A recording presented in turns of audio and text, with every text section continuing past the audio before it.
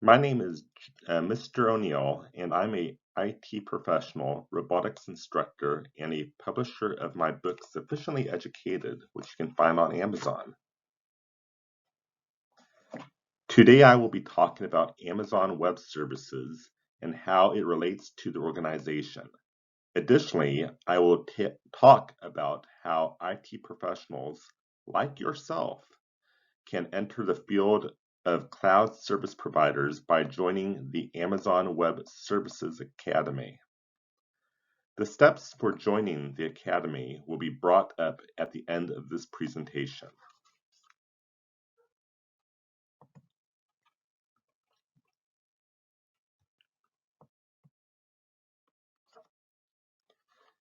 In this presentation, I'm going to be talking about the following topics: Amazon Web Service Academy, history and development,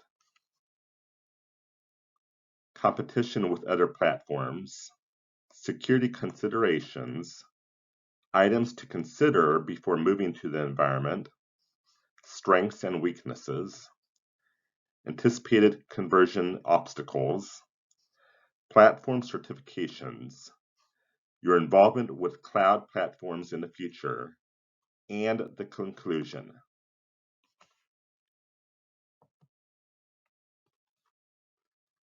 Cloud service providers allow organizations to place most of their resources on the web in order to free up resources on their own systems.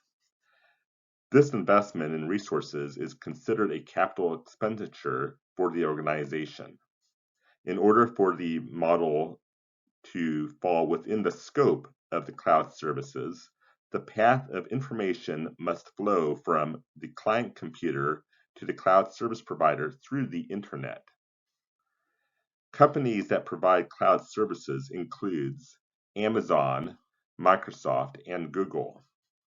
These service providers are responsible for maintaining the cloud infrastructure on the internet, and the customers who use these platforms are responsible for setting up the systems to their specifications.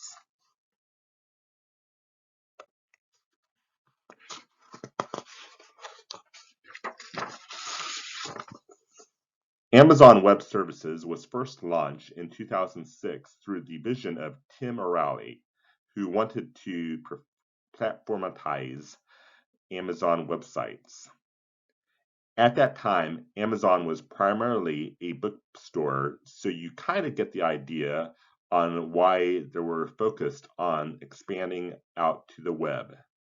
The growth of the service continued with an estimated control of 32% of the global market in 2020. In fact, Amazon Web Services became Amazon's main revenue generating resource for the company.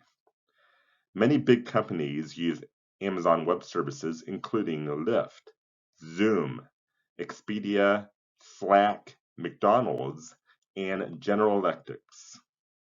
Amazon Web Services is truly a beast in the market for providing cloud hosting of all types of organizations.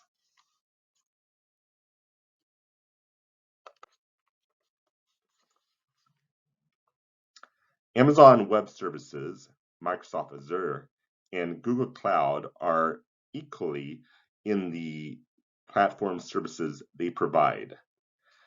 Where they differ, however, is that Amazon Web Services owns half of the market share. All of the cloud platforms have had vulnerabilities in the past. For example, Microsoft Azure had an issue involving an exploit through a programming algorithm called binary formatter that allowed cyber threats to the Azure DevOps. Another vulnerability involving Microsoft Azure involved cross-site scripting attacks through embedded code in PDF files that allowed attackers to gain access to the administrative browser. Microsoft Azure had patched these vulnerabilities and have listed the patches in their bug fixes found in the link in the references section of this presentation.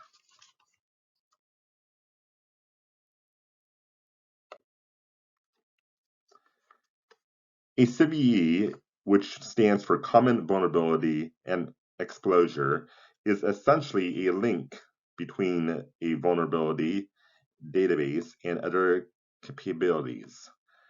CVEs are important because they are used as references to find fixes for scoring and to help IT professionals find other information based on the description of the CVE. As of today, there have been a total of 78 vulnerabilities, with 5 being severe and 21 being moderate.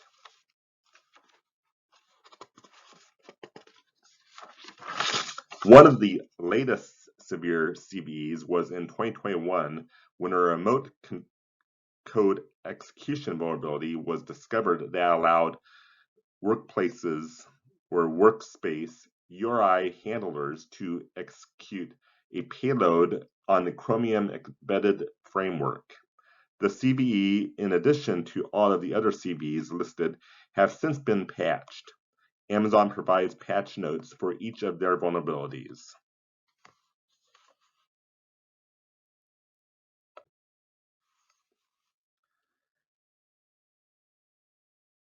There are a few items that need to be considered before moving to the cloud. This includes incorporating cyber attacks into the business risk management. The business plan needs to implement security measures, including encrypting at-rest and in-transit information between the cloud and host. The host accessing the cloud should also have adequate levels of security in place, including active security certificates, updated and patched software, end-to-end SSL encryption, and firewall controls with the latest signature files. Finally, the organization should identify a point of contact at their cloud service provider who can assist with the security incidents.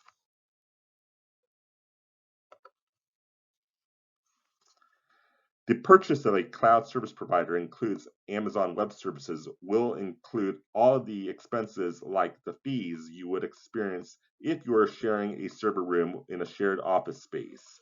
A lot of technology is involved at a cloud service provider, from wires that connect all the switches and the servers together to the manpower that manages the services.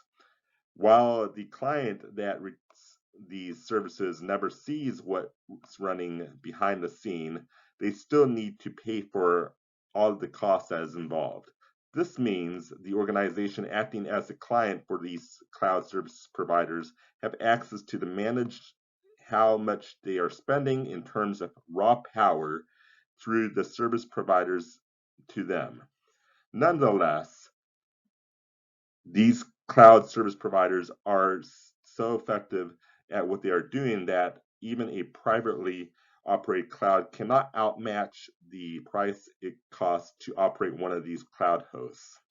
In fact, Microsoft Azure subscriptions come to half the price of a private cloud in power alone.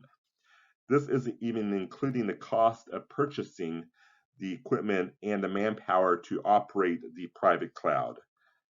There really aren't any weaknesses in cloud such as AWS. You still need to manage two-factor authentication and password security, but these factors should already be at play in your organization.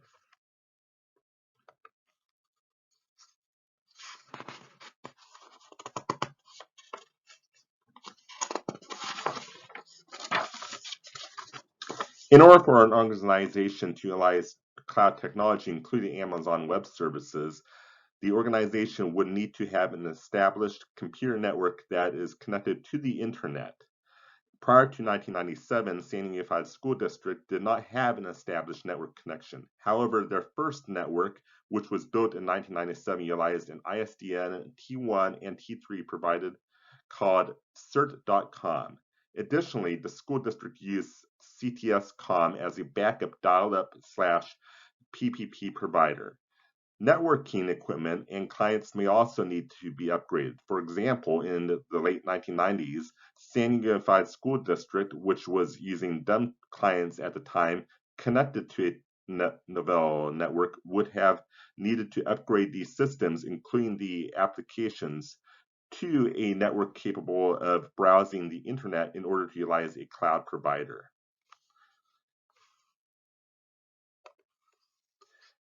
In the fall of 2023, the San Diego Continuing Education, located in San Diego, California, will run another Amazon Web Service Academy. This program, which I will be taking, prepares candidates to take the Amazon Web Services certificate. The information for this program can be found at sites.google.com/view/fall23 AWS certificates program.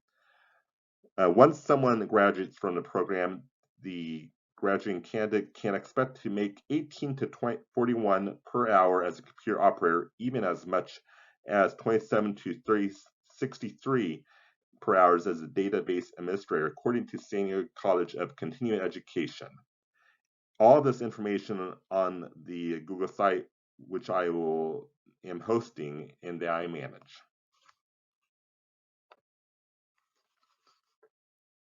We've spent a great deal learning about cloud service providers and Amazon Web Services, and a thing that I feel is important for my cohorts is just how important it is to earn a certificate in Amazon Web Services. Through the online program at San Diego Continuing Education, my cohorts and myself can earn a certificate in about 6 months. They run a great program, and this is where I earned my certificate in CCNA, a rigorous but fair 1-year program utilizing Zoom and online labs. Check out the program through the link that I provided and support your organization's cloud services. And then finally, I know it's been 12 minutes, but I wanted to, I kind of wish I could go back, but I wanted to show the screenshot of the website that I created. And I hope that my co-hosts do visit the website. I linked the website on the Discord, and I am also planning to include a link in my final discussion post for week 4. This is the reference page. These are all the references that I used.